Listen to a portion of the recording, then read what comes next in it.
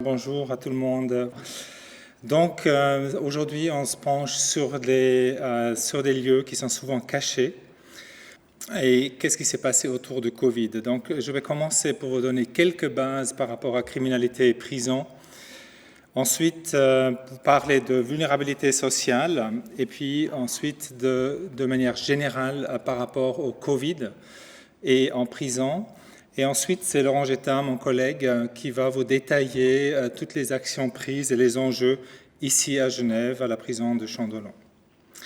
Mais tout d'abord, pour commencer, parce qu'on a parfois des images ou des stéréotypes ou des préconçus, j'aimerais vous poser la question, est-ce qu'il y a plus ou moins de crimes en Suisse? On prend la période pour les cambriolages de 82 à 2016. Et puis pour les homicides, le crime quelque part le plus grave entre sur 150 ans. Alors, pensez à la réponse dans votre tête. On ne va pas faire voter ici maintenant.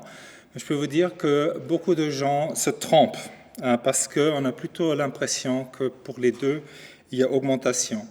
Et quand on regarde les chiffres sur une durée plus longue, pas d'une année à l'autre, qui pourrait faire des grands titres dans la presse, on s'aperçoit que ici en bleu, les cambriolages, donc qui sont investigués par la police, diminuent, et aussi le nombre de prévenus, donc qui arrivent devant la justice et qui sont prévenus de cambriolage, baisse sur ces 30 ans. Surprise.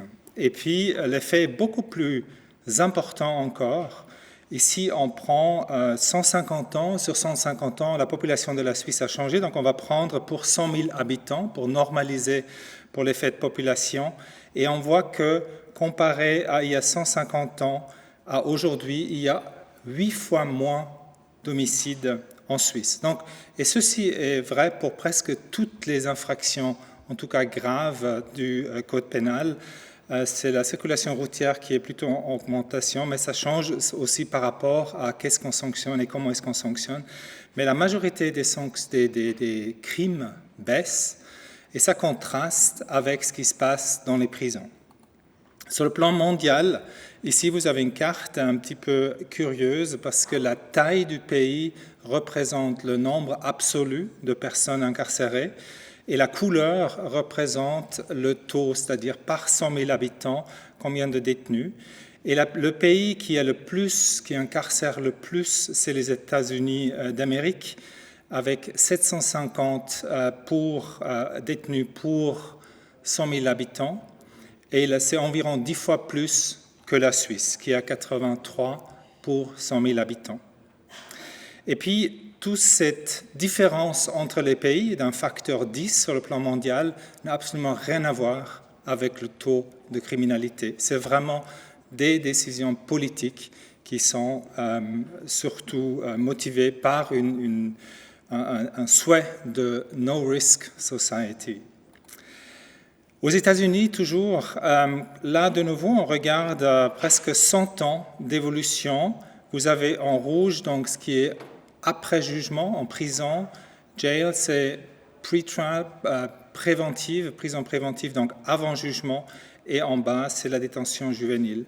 Vous avez quelque chose assez important qui se passe sous l'ère de Richard Nixon.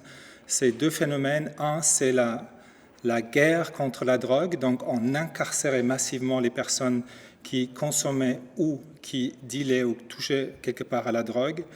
Et puis, deuxièmement, les personnes qui étaient avant dans les asiles psychiatriques étaient libérées et puis ne pouvaient pas rester dehors et se sont trouvées massivement en prison. Ça explique un phénomène qu'on appelle aujourd'hui l'incarcération de masse avec des entreprises cotées en bourse qui gèrent des prisons. Et puis, l'effet est monstrueux pour la société américaine. Et puis, quand on regarde pour les jeunes nés en 2001, le risque de se trouver une fois dans la vie en prison est 1 sur 3 pour quelqu'un d'afro-américain, 6 fois plus que ceux de la race blanche. L'effet est moindre pour les femmes, mais la relation entre, par rapport à l'ethnie ou la race est la même. Qu'est-ce qui se passe en Europe? On a ici les taux par 100 000 habitants d'incarcération en Europe.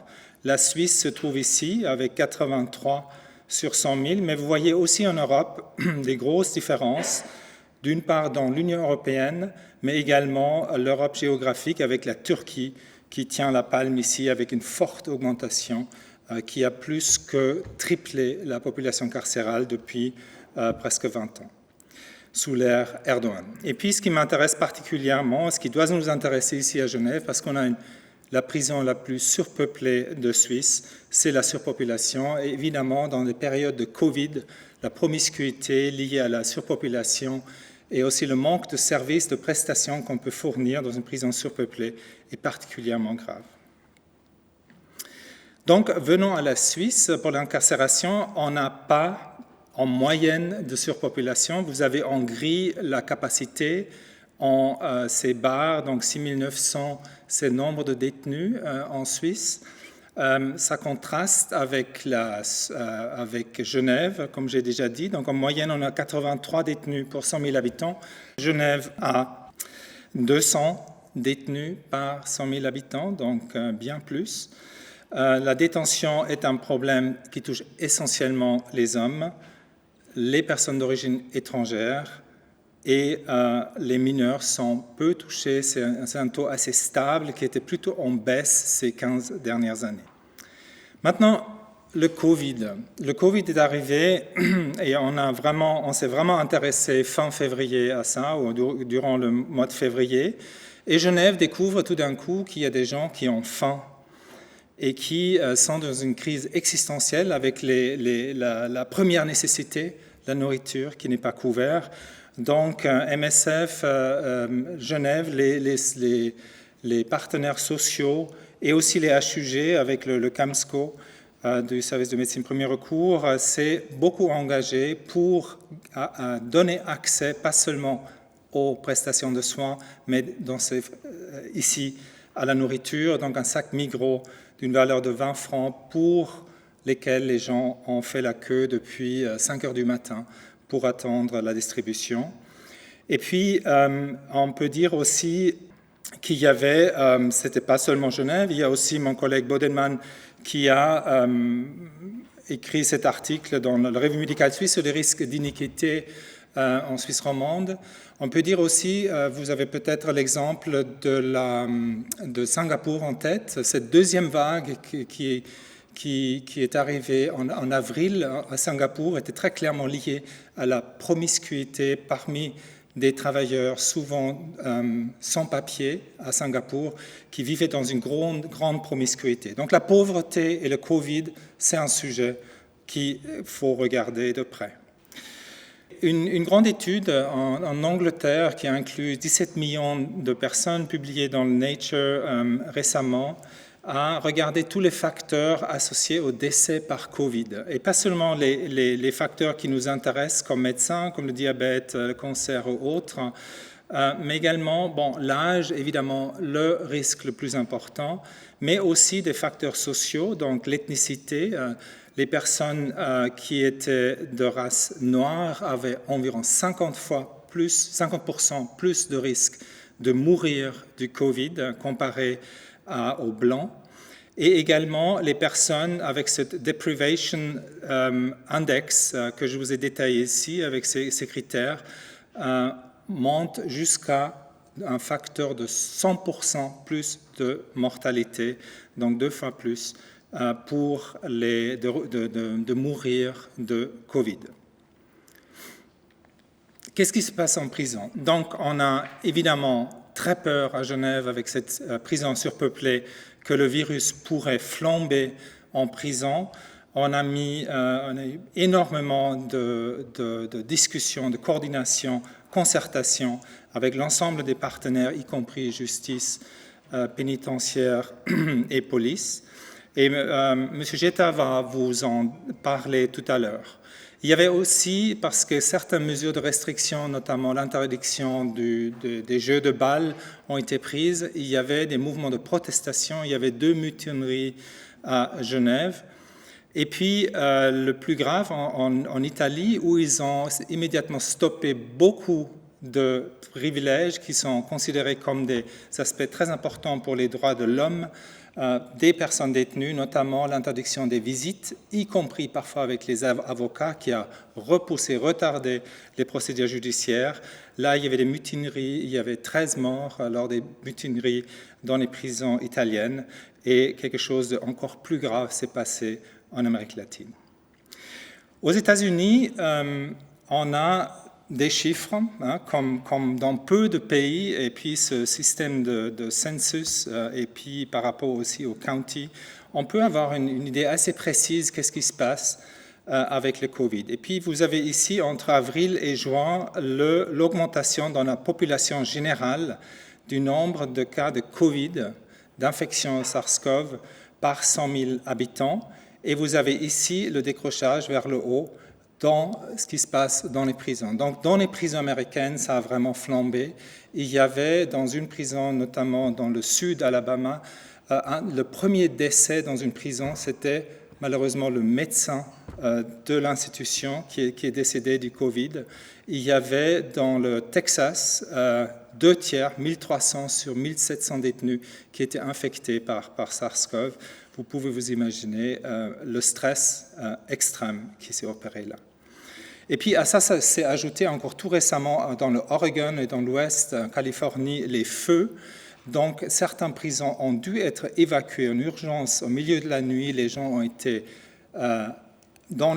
mis dans les bus dans un total irrespect des mesures de distanciation.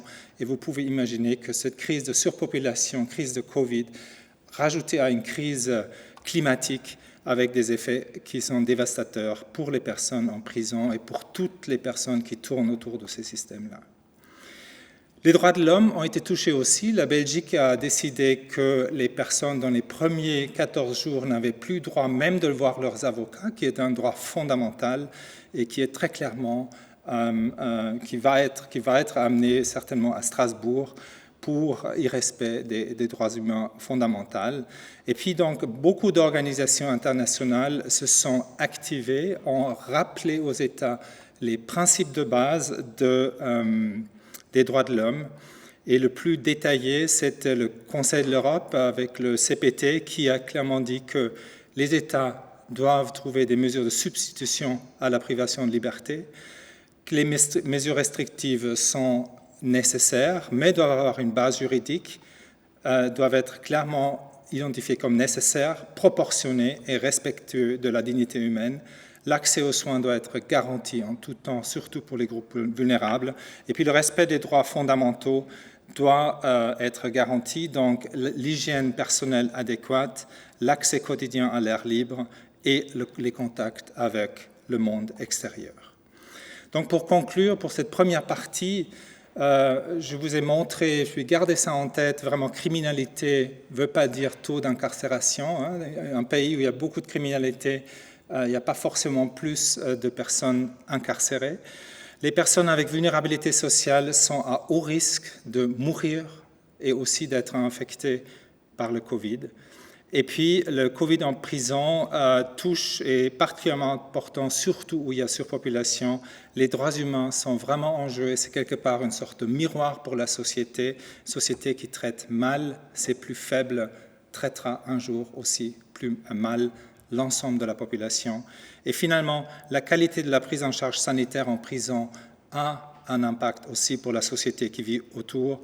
Donc, comme Winston Churchill disait, « Never waste a good crisis ». Et avec ça, j'aimerais passer la parole à Laurent pour voir si on a wasté cette crisis. Merci.